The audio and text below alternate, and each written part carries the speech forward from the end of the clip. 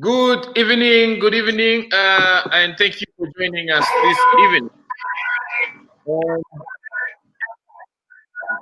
Thank you for joining us this evening for the discussion, for the conversation, HEAL conversation. And this evening, I'm privileged to have Kunda Jacinta, and Kunda Jacinta is a communications and policy advocate for Zambia Land Alliance. So she'll be discussing with us inequality in land administration and what inequalities are there. And so she's going to be taking us through.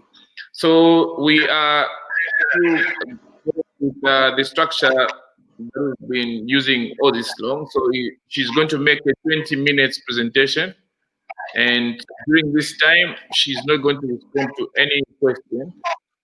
And I invite whoever is listening to pay attention to our presentation, and then after 20 minutes, we'll be allowed to ask questions. So, Madam Jacinta, you are on. You can make your presentation. Thank you. Thank you so much, and I would like to welcome everyone that is tuned in to this presentation. Like said earlier on, I'm Jacinta Kunda. I work for Zambia Land Alliance. I'm a program officer for Policy Advocacy and Communication. And we're looking at inequalities around land in our country. But before that, I would like to just give a background on our organization. It's a non-governmental organization which was established way back in 1997. And we work around land advocacy. And it's a network of like-minded organizations. So we have different organizations that have got an interest in land. And these are the ones that have come together to form this organization, which looks at advocacy around land. And we advocate for the enactment of fair land policies that will stand to benefit Zambians, because we know that there are a lot of issues around land, and we feel that if we have good policies and laws around land, it will help citizens to access and have control over their land.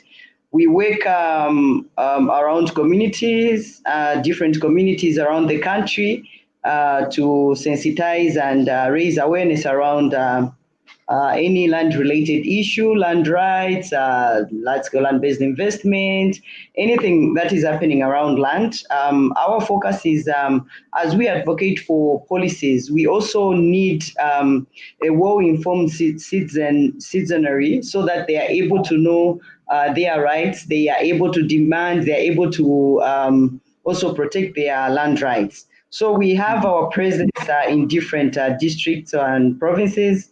We are in Eastern Province. We have our secretariat, our national office in Lusaka. We are in Southern Province in Gwembe and Monze. We are also on the Copper Belt in Kitwe. We are in Northwestern. We're also in Luapula Province. And in these different provinces, we have over 10 offices and project sites. So our vision as an organization is a Zambia in which the rural, peri-urban, and urban poor and vulnerable have secured access, ownership, and control over land for sustainable development. Because we believe that land is a very important factor of production. As such, we want every Zambian, it doesn't matter who you are in terms of your financial status, but as long as you're a citizen of Zambia, you need to have access, ownership, and not just that, but you also need to have the control over land for sustainable development, because every developmental ideas that we are looking at, its basis is on land. So just a bit on land administration in Zambia. We all know that Zambia has got more than 752,000 square kilometers of land. And our land is administered through two different ways. We have a dual tenure system, and that is state land and customary. So state land or leasehold tenure is administered by the government, and our customary land is administered by our traditional leaders. Just also to mention that the laws and policies around land do not discriminate. So they are open-ended, anyone is encouraged. So whether male or female, it could be a youth, the law does not discriminate. Further that, we are still basing on the percentages of land between customary and state land. It's odd percentages that 94% of land in Zambia is under customary, and also that 66% of this land is under state land. But we all know that for more than 50 years now, a lot of land, thousands of hectares have been converted to state land, especially due to large-scale land-based investment. So these figures, they really need to be updated.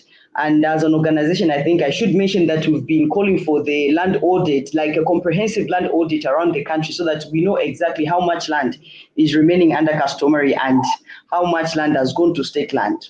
So land is very, very important. And for us, our logo, our motto is that land is life, because we know that everything and anything has its basis on land. Talk about business, talk about development, farming, anything that you want to do, it's on land. So it's a very fundamental resource. And because it's important, we would want that every human being, male or female, they should have access, control on this land. So it forms the basis for existence, as earlier on said, that everything is based on it. It's a source of prestige, it's a symbol of spiritual status. You cannot claim to be a Zambian when there is no Zambia. And there will only be a Zambia because of the land that we have. So it's a basis for wealth for nations. People fight over land. We've got boundary disputes even now between Zambia and Congo. We've been discussing boundary disputes with other countries. That is between nations, but also that within our country, we have boundary disputes between individuals, between chiefdoms, between districts. So it's a source of wealth, but also that everyone wants to have a part of this land.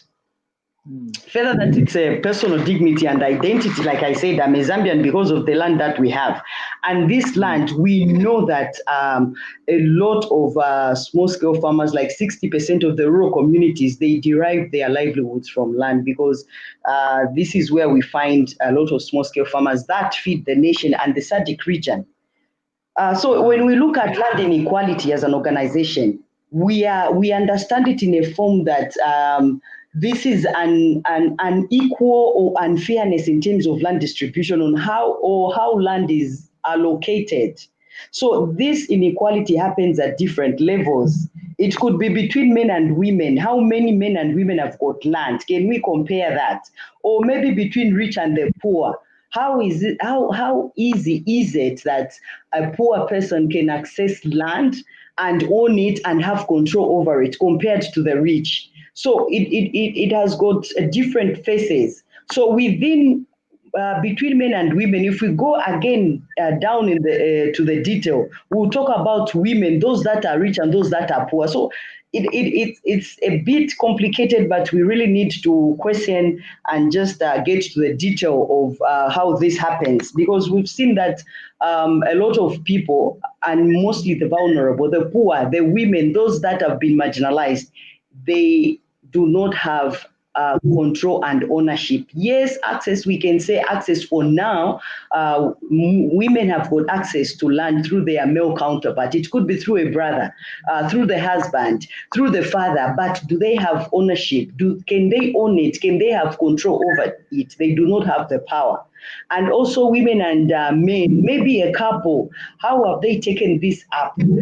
Can a woman in a home who is married have access to land and own it in her own individual capacity, or any asset around land, it should be in the man's name, or can they own this jointly? So that is how we look at land inequality as an organization. So looking at the causes, we believe that the financial capacity has affected people, or men and women, to own land, in that we find that between male and female, the females are mostly disadvantaged in terms of their financial capacity, because when you want to own land, you have to look at how much it's going to cost you.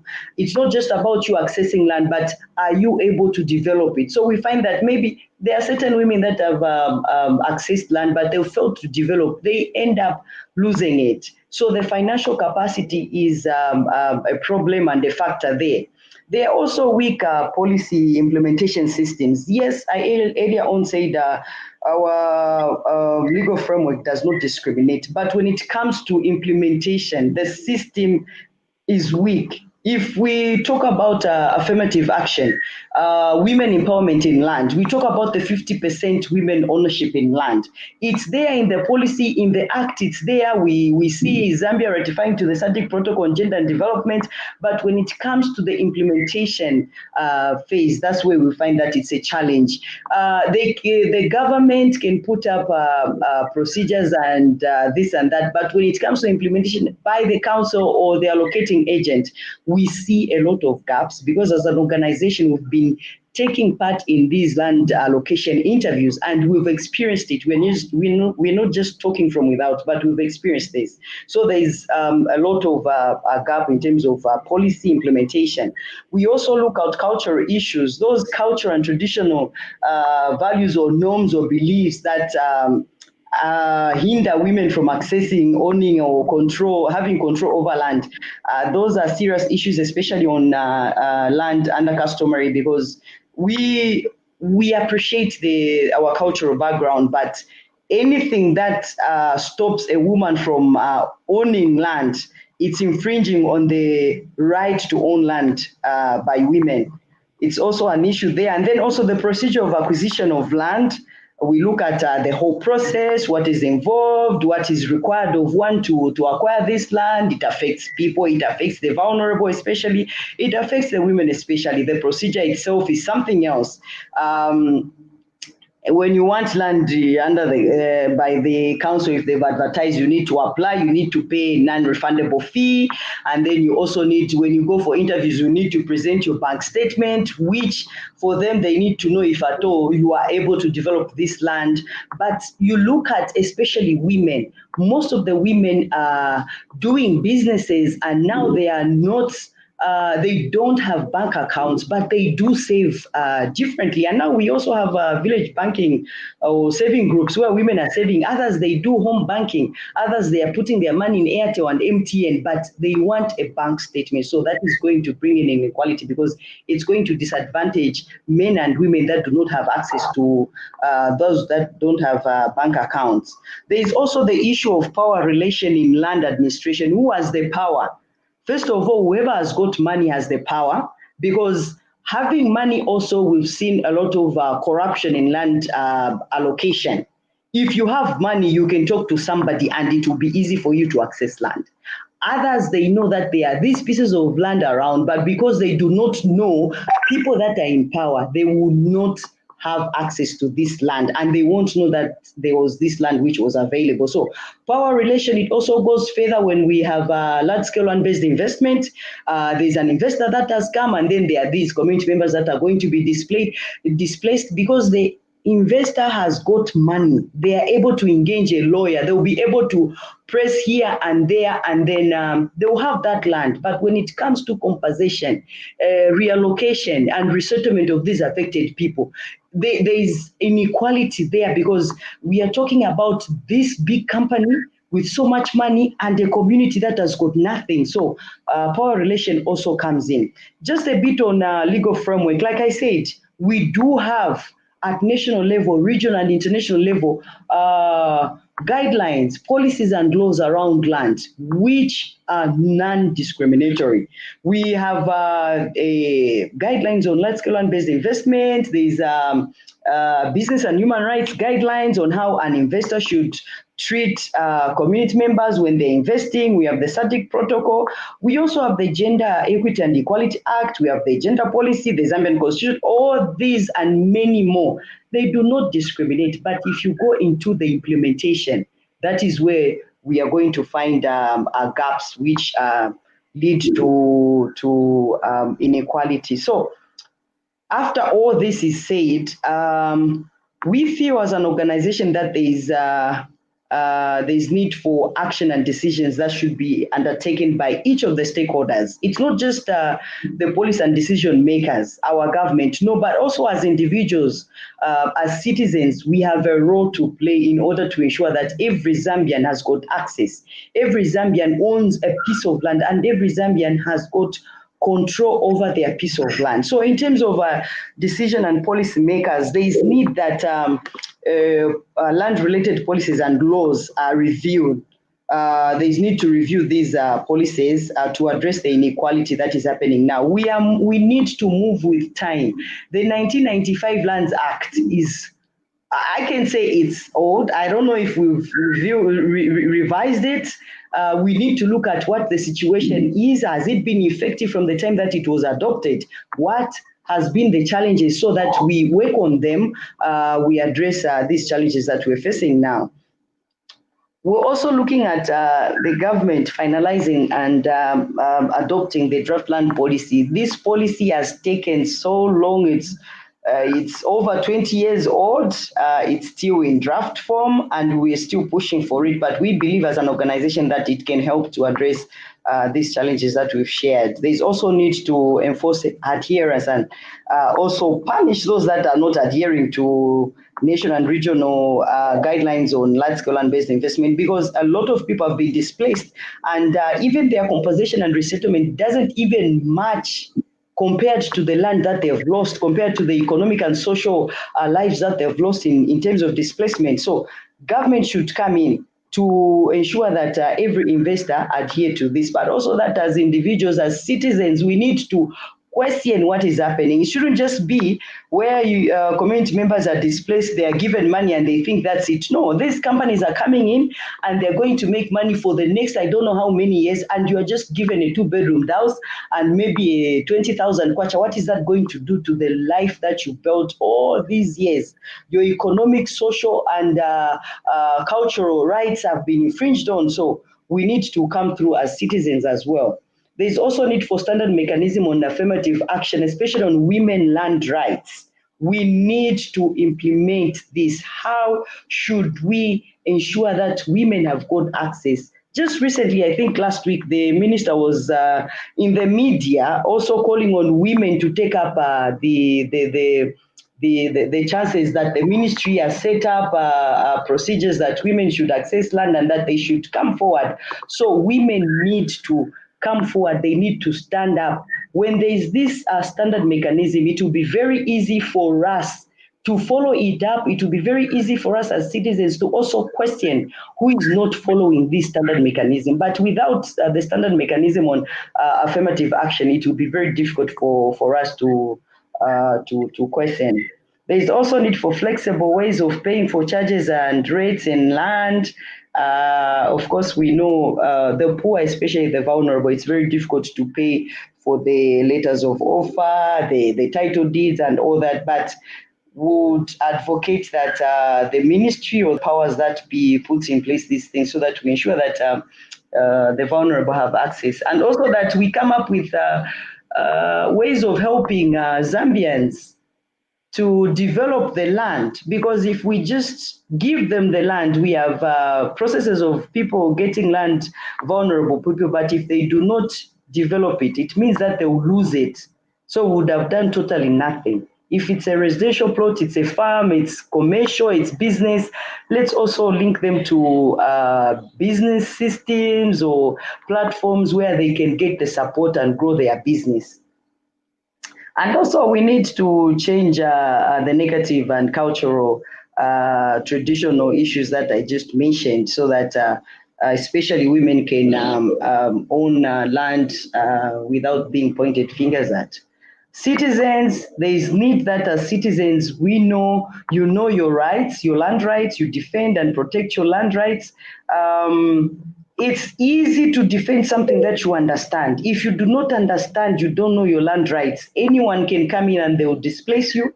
They will enter into your land without you saying anything. We have experienced a lot of cases now. I was just in the field this week where somebody's on the farm and someone else comes in, because this is a woman, they know the owner of that land is a woman, they come and put beacons, and this woman is just seated and waiting, and now she was asking, what can I do? But if you knew your land rights, you knew that this is my land, no one should trespass on my land, it will be very easy for you to defend and protect your land rights. So there is need that we know what our rights are, and let's defend those rights.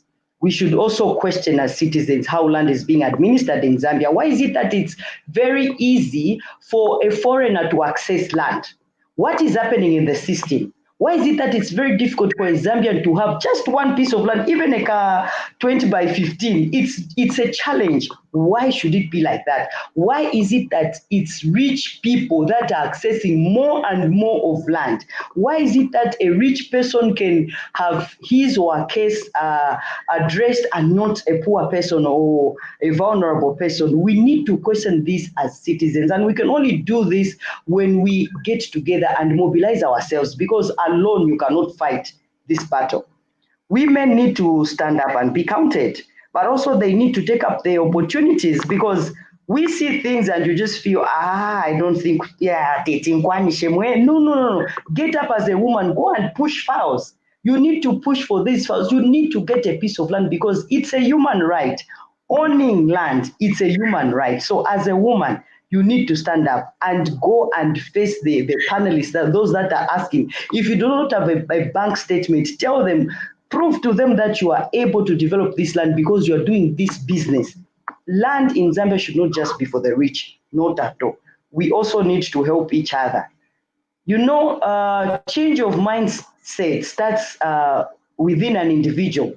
Are you able to help your sister in your family? Are you able to help your fellow sister in your family or your friend?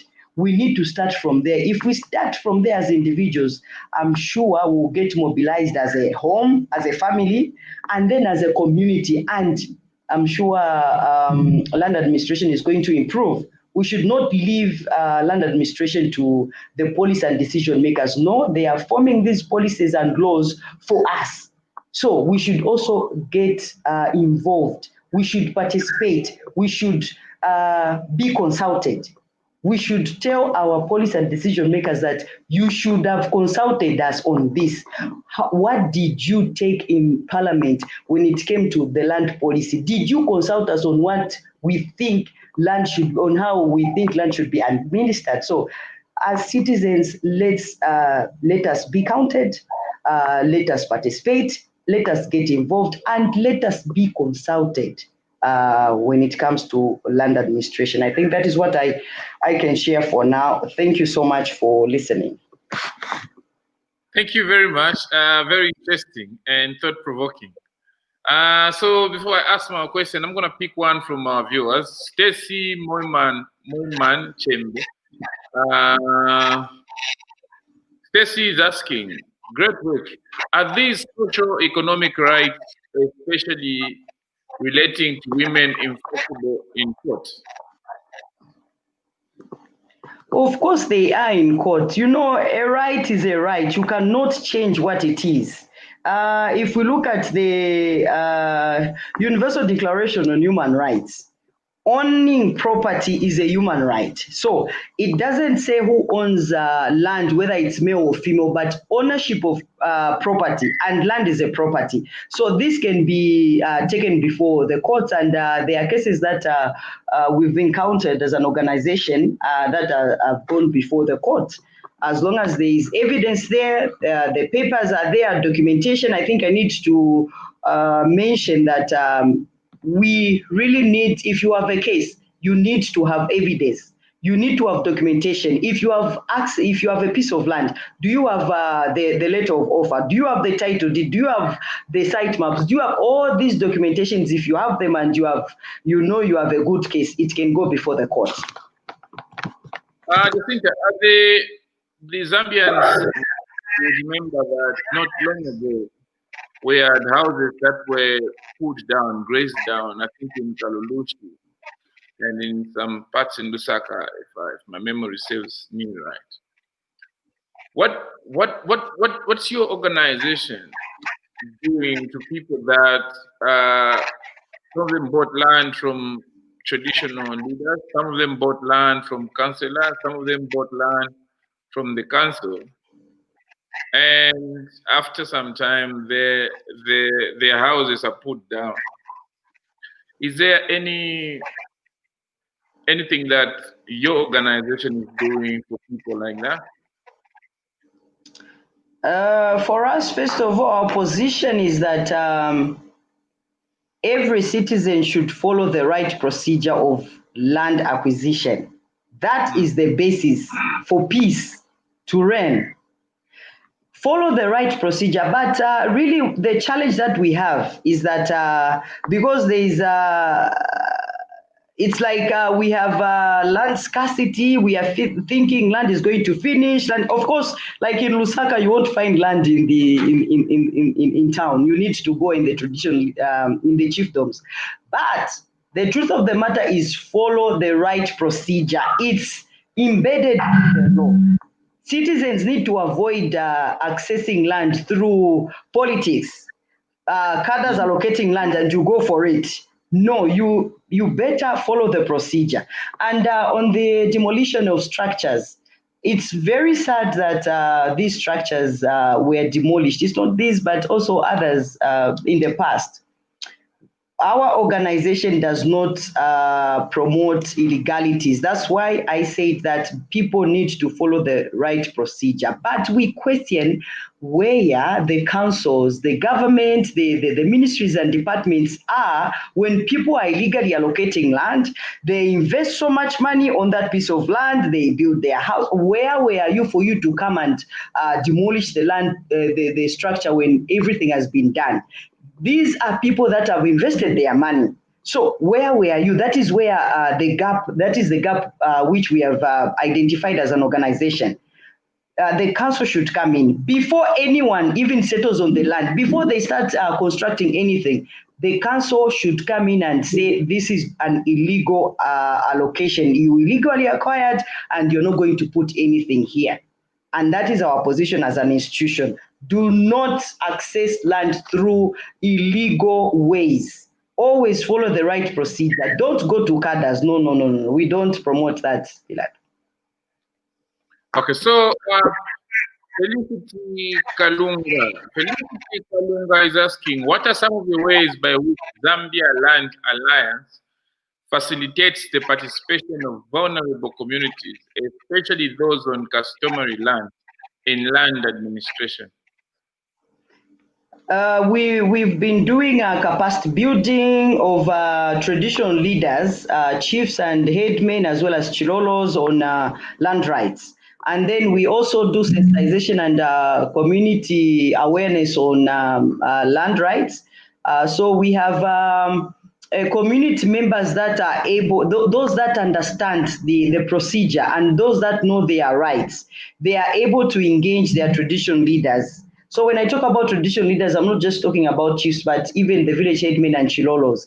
So our work in community is, first of all, let me just mention that we also carry out research because we need to understand this, what issues are going around land and what will be our advocacy basis. So we do that to understand a lot of issues. And under customary, there are a lot of issues, especially in security, tenuous insecurities, because customary land, you only get maybe a permit or a record, and it's prone to displacement. So we are also promoting customary land holding certificates to secure the rights of men and women under customary. And we've been working together with traditional leaders in our operation areas, sensitizing them on the importance of people's land rights, securing those land rights through certification. And we are doing that. I think it has also helped to reduce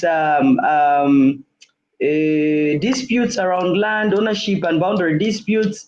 But the challenge that is still there, it's women's access, owning and controlling land because of the tradition and cultural norms that we have.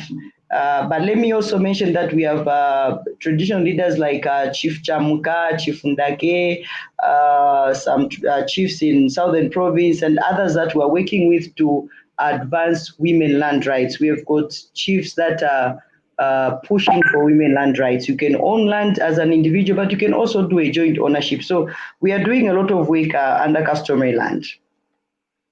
So, Jacinta, why is land expensive in Zambia? Is it Come for again? profit? Why do you think land is expensive in Zambia? Is it because it's for profit? Does government need to make profit? Does the chief need to make profit? I think we are now making profit out of it. According to law, first of all, customary land is not sellable. You're not supposed to sell customary land. In the time of Kaunda era, land was valueless, meaning that the only thing that had value was the structure on the land. So it was okay. If I think in that time we never used to have all these issues, no. But now, when the MMD government came into power, they had in their manifesto they had put a value on land. So it doesn't matter if there is no structure on the land. Land has got value, and it will continue being like that because it's a factor of production. It's a very fundamental resource. But I think we have greedy people that are making money out of that. What we shouldn't forget is that land belongs to the Zambians, and we need to benefit. We must benefit from this land. Why should I, as an individual, not have a piece of land when I'm a Zambian? And you want to displace a lot of people away from their land. You know, our way of living in Africa, you live near the water, you live where the land is fertile so that you do your agriculture, and then you displace these people and place an investor there. For what? And then send these people away. For what reason? So we need to look at these different factors that are pushing people and making it difficult for Zambians to own and control land. Every Zambian is supposed to benefit. Why should I be an internal displaced person in my own country? Why? You know, we have a lot of issues around land. There are greedy people that are making money out of this. It shouldn't be expensive for Zambians. No, no, no, no, no. So I'm gonna take this one. Is asking, should more traditional land be allocated to state land? And do you think will help in reducing land inequality insofar as gender is concerned? Well, when we talk about traditional land and state land, maybe she's talking about conversion of customary land to state land. As an organization, our position is that Zambia maintains a dual tenure system that is customary and state land. And in terms of conversion, we also have a position on that, if land is converted to customary land, we've been advocating that when the title expires, or if it's repossessed, it should go back to customary land.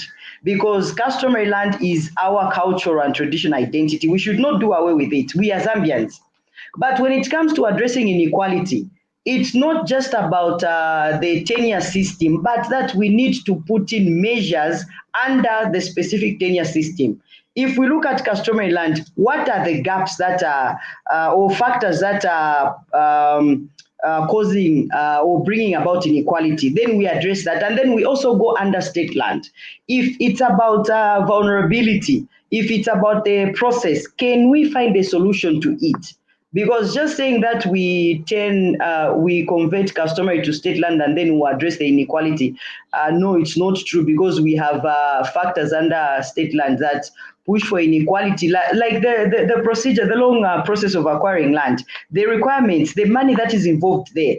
Women cannot afford. Even amongst us women, if we go to the detail, you're going to find that there are also rich and poor women amongst us. So we just need to identify specific causes under the different tenures and also find solutions to these causes, not really converting customary to state land. Shidam Clifford is asking,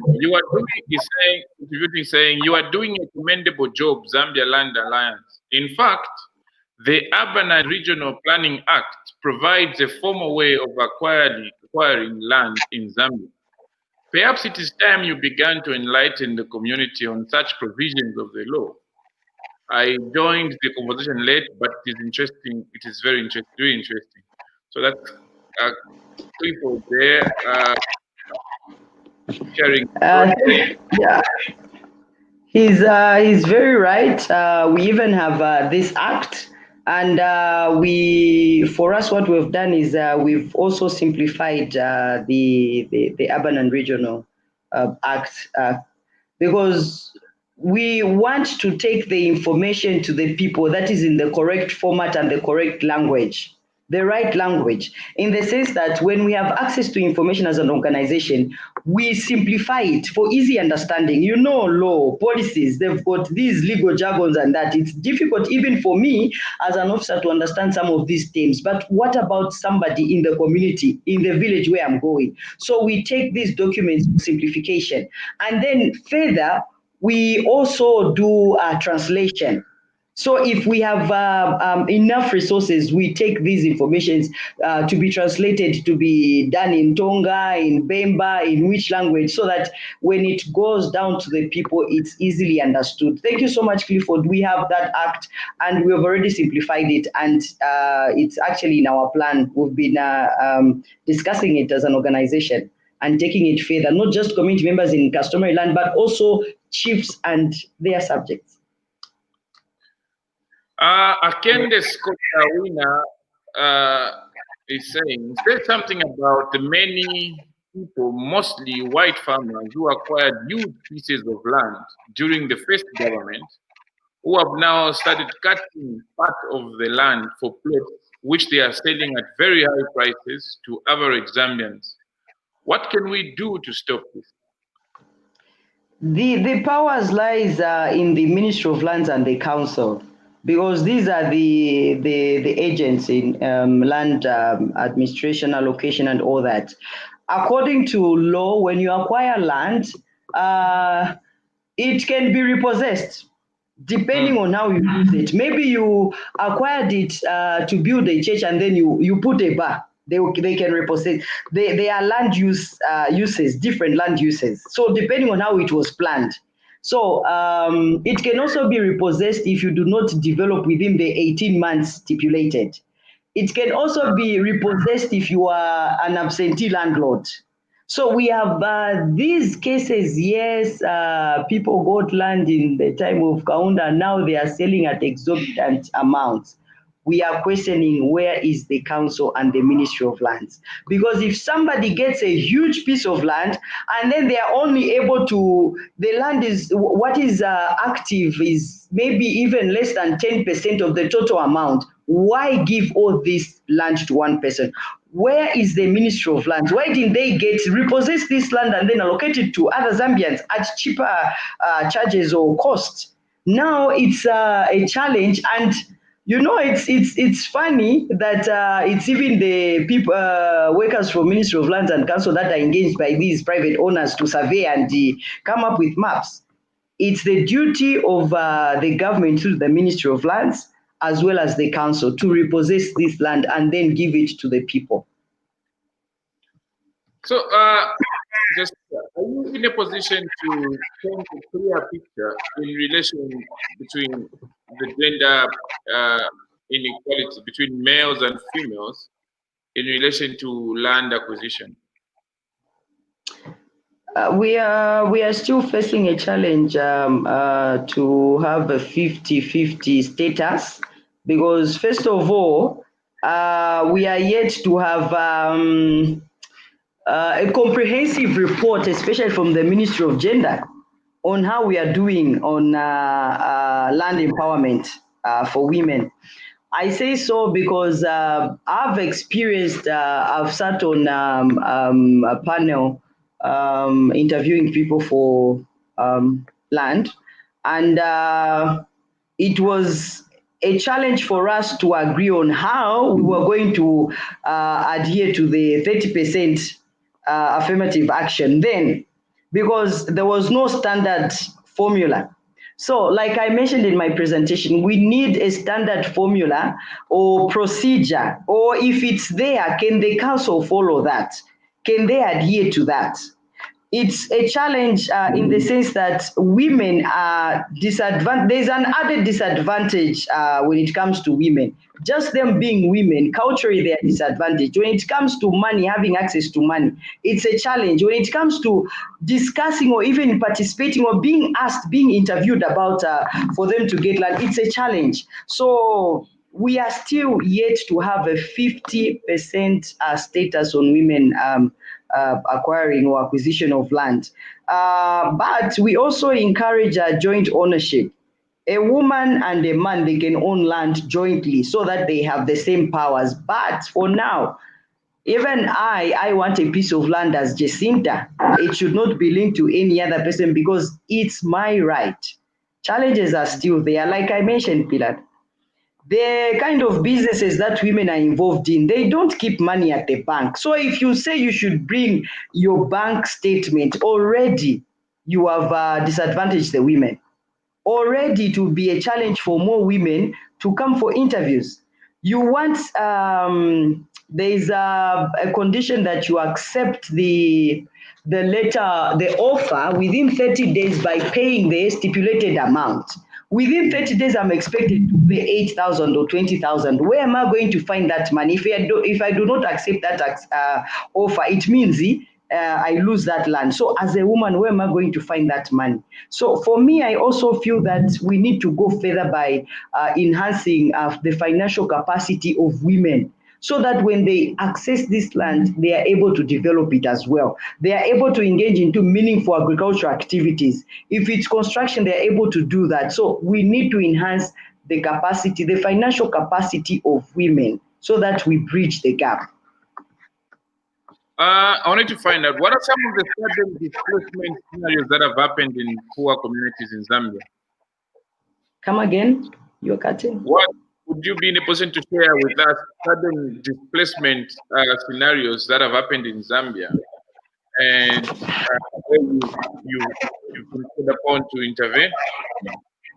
There are a lot of displacements that have taken place. I can share just some of them. There are those that are pending, those that have already taken shape. We have a case in Nyimba currently. There is a granite mine which has been opened in Nyimba under Chief Ndake.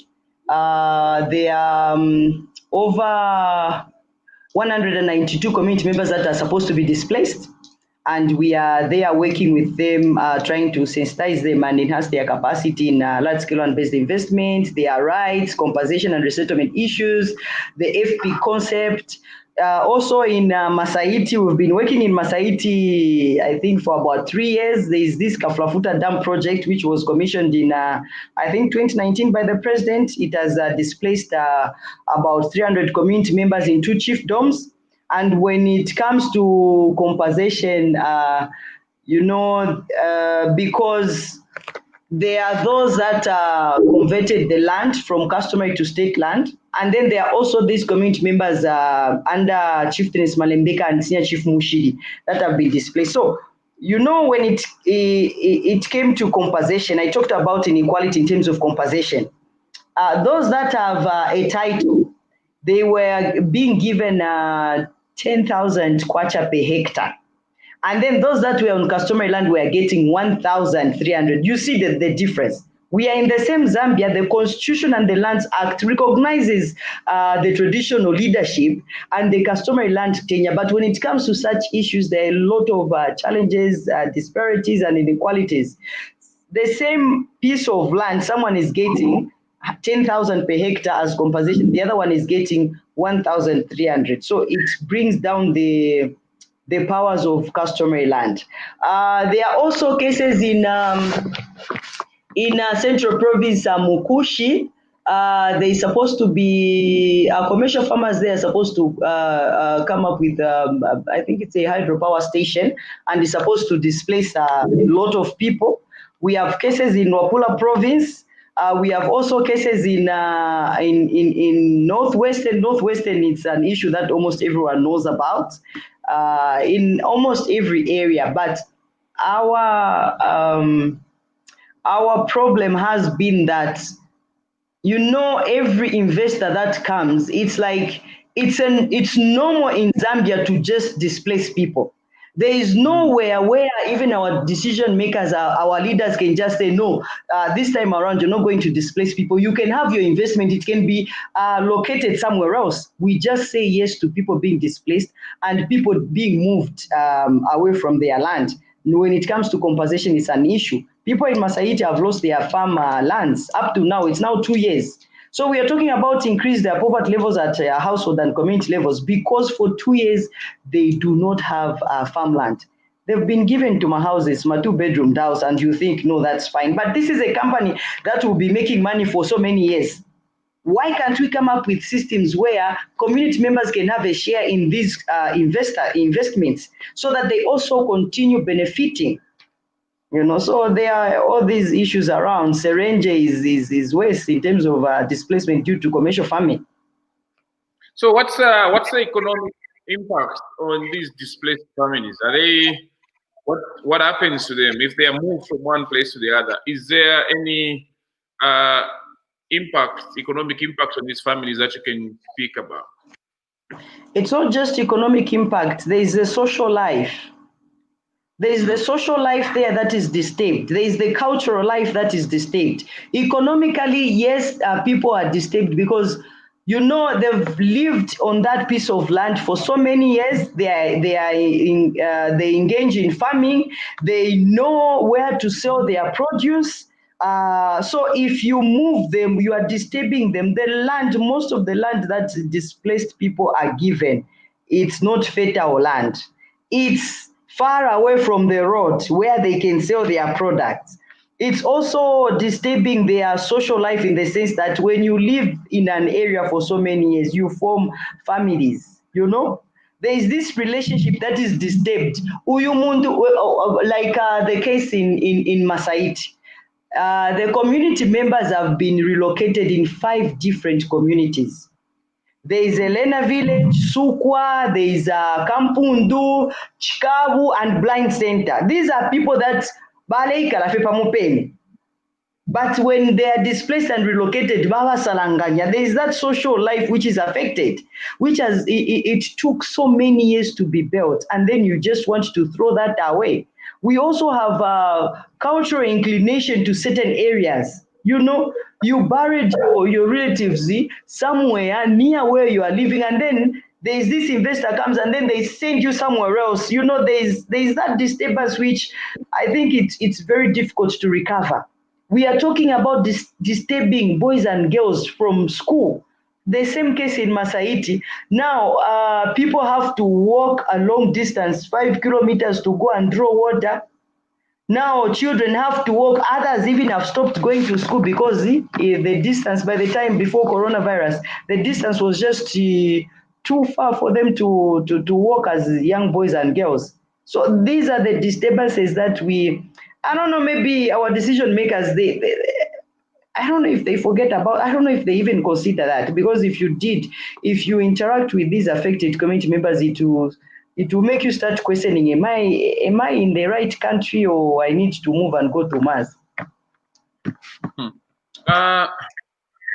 So on a different note, there is a wave of feminism in Zambia. So I'm sure you've heard of feminists and you've seen some. Has that translated into more young women acquiring land for themselves in their names? The wave is there, but the challenge is the policy implementation. Feminism can come today. We are still talking about affirmative action, empowering women in land, but we are failing. So we can have all these discussions around women rights and all that, but for me, I think the basis should be the policy, because if the policy is there, then other things can just be built on the policy. But also it's up to the women themselves. How do I take it as an individual? I talked about women standing up and being counted. We need to do that. It should not just be, no, it's Jacinta that is affected, because she doesn't have the money. No, where are the women movement for them to advance women rights? How much are they helping these vulnerable women to have ownership and control over land? So feminism or women rights movement, they need to come up and show themselves. They need to be counted. Women should participate in decision and actions around land. Women should not keep quiet when men are discussing issues to do with land, even under customary, because women are also affected. You should not let Pilato, I should not let you discuss my land rights. Do you are a wrong person to discuss my rights as a woman. I understand how I'm affected, so it should come from me. So we need women that will stand up and discuss, not to keep quiet at our bantu mwachiba abalume muli yasonga twakunga that it's going to be an issue. No, it's going to be a woman that is going to walk 5 kilometers to go to the market because they've been relocated far away. So women should not keep quiet. It should be them to say, Ukoko mule tutwala, it's far away from the market, it's far away from the hospital. I think a month ago I had a case in the same Masaiti where it was reported that a woman had given birth muli motoka. Because for them to go to the clinic, the nearest health center, it was very far. There is also a case where a young boy died on the way because they could not access the shortest route through a farm to go to the clinic. The boy died. So it should be a woman that should say, this is how I'm affected and this is how I feel I should be treated when it comes to land. It should be a woman to stand up and share their experiences and actually provide for solutions on how they need to be treated. Edward Lungu says, Madam Jacinta, are you in any case to respond to the procedure items of land application? Which one comes first? Is it the council giving plots or plotting of water and sewages, power line? Because you find some plots, power line, sewage system are passing on the middle of the plot, making it difficult to plan a building. This is a role for the council. It's the call by the council, but the procedure of allocation is that they should be adverts and then call for interviews, and then letters of offer. So by the time the council is doing this, they would have already planned that area. They would have already set where the water pipes would pass, where the power lines would pass, and all that. And the non-refundable fee that we pay. The charges, charges that we also pay, water and other things. So it's the council, they need to plan, and they actually do that. I think it's, I don't know whether it's an issue of maybe where the land is illegally allocated. Otherwise, I've seen many plans and maps for the council where they've planned very well. I think I'll just give an example of, I had an interaction in Pusukilo in Kitwe. That area, Kukapoto, because of the flooding and the issues that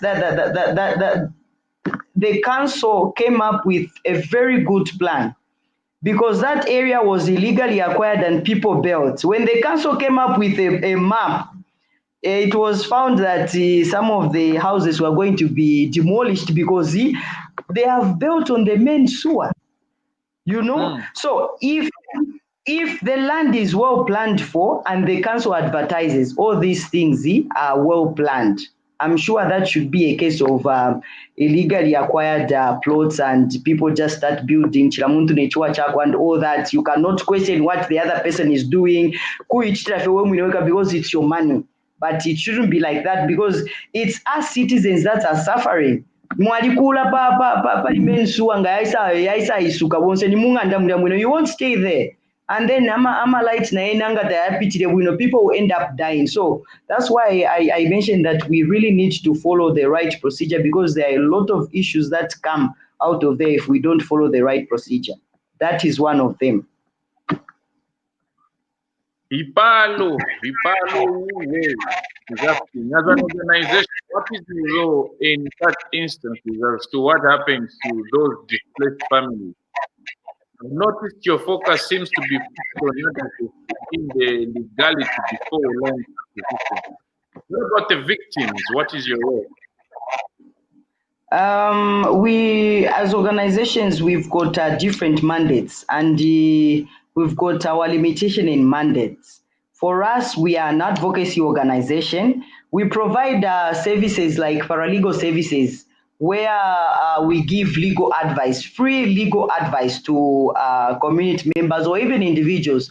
We also provide information, sharing of information. Like this platform, we can do community sensitization or radio programs, but in terms of giving or providing arms to people that have been displaced, we do not have that mandate. But we do appreciate the fact that there are other organizations that work around those areas, and our job is to link. If we are found in such a situation, we always link our community members to these organizations that provide such cases. Like if in an area people need water or boreholes, we do not do that.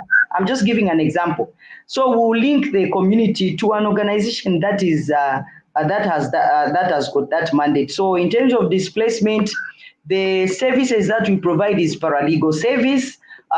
If not, a case needs to go to before litigation, like it should go before the court. We also do not provide lawyers to go before the court as an organization, but we've got other organizations like within the country. We work with National Legal Aid Clinic for Women. Those, they go before the court. This is a project under the Law Association of Zambia. And then we also work with the Southern African Litigation Center. So this is a regional platform which is based in South Africa. It has got lawyers that go before the court. And recently we had a case in Central Province in Serenje, where community members were displaced way back somewhere in 2017-18. And this organization has taken up this case before the court, and it's early this year. The community members won the case. So those are the services that we provide for people that have been displaced. This one is coming from Twitter. It's from Mark. Mark is saying deprivation of quality education is a waste in equality. Anything you'd like to add to that? It is, and that's why I mentioned that people can only defend and protect what they know. So if you do not know, it's a challenge. People need to know their land rights. People need to understand where they can go if their land rights have been violated. They need to know that. So if they do not know, it's a huge challenge. And as an organization, we try by all means to sensitize our community members in the areas where we work, that people know how land is administered, what their rights are, and who they can engage. Because it's not just about knowing my land rights, but where can I go when I have an issue? Who should I approach? Who can be my ally? Who should be a champion in this? We need to identify that. So it's a serious challenge, actually, not knowing your rights. I'm very much in understanding how a young woman today would get into investing in land acquisition. Is there anything in your mandate as an organization to help the young woman invest in land?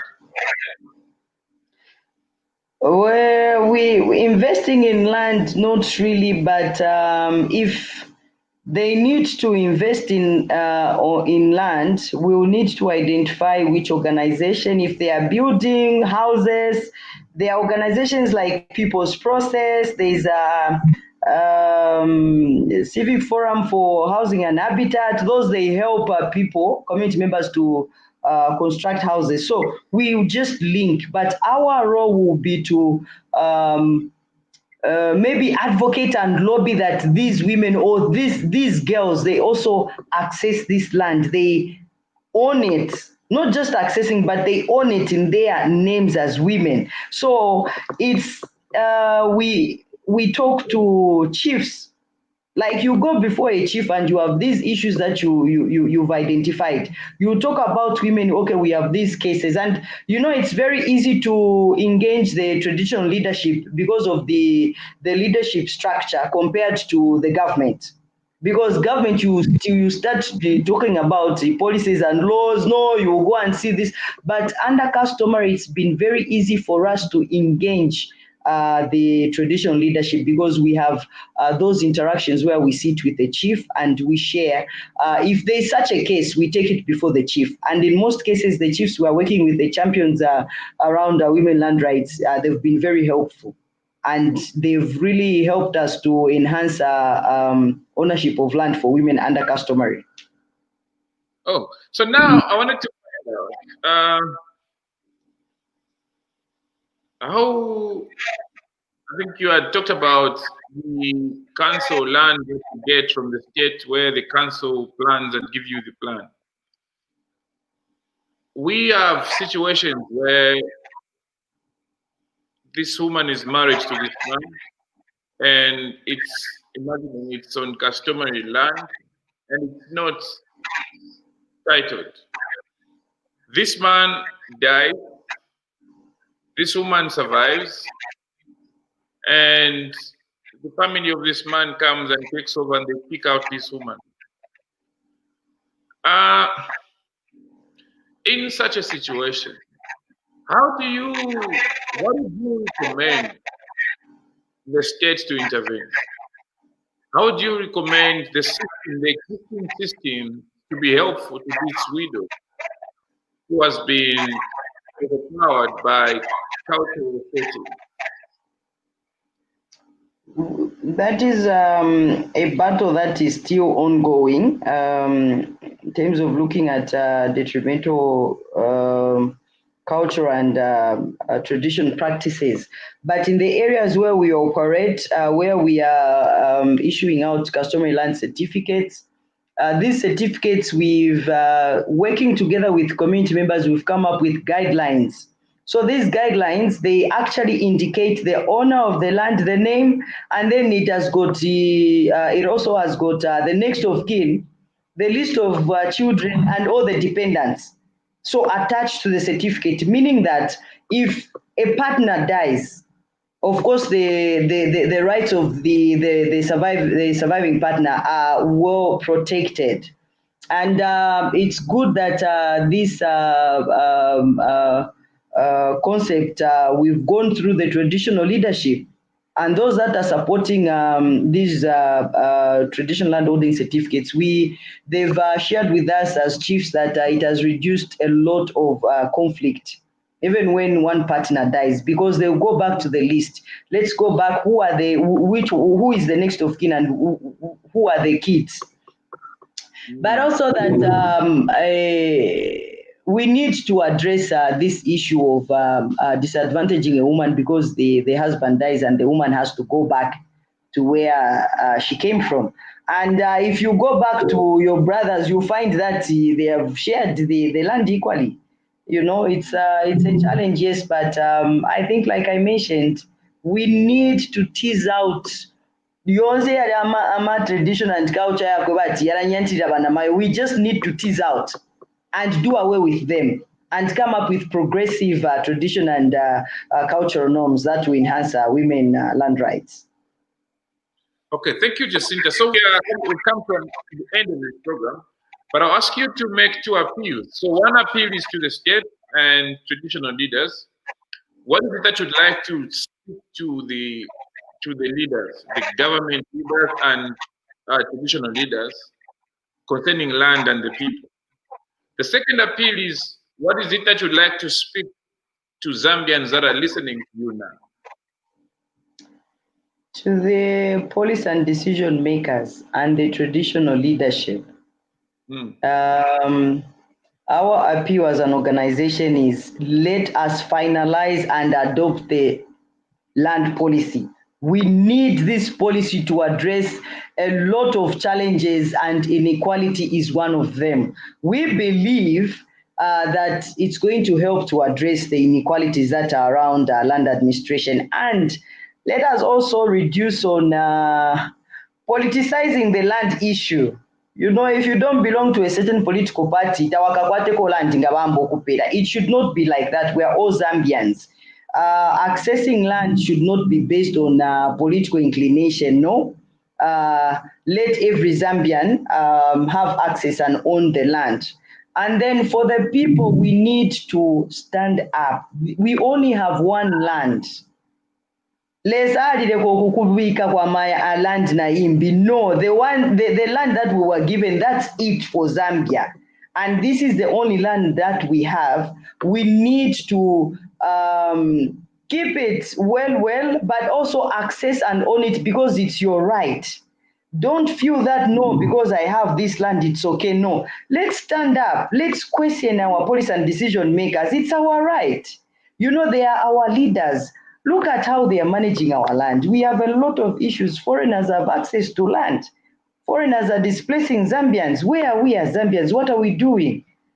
We need to stand up and question what's going on around land. We need to stand up and push for our land rights so that our voices are heard. One voice won't be heard, but if we come together and mobilize ourselves, I'm sure the policy and decision makers will be able to hear us and actually change their actions.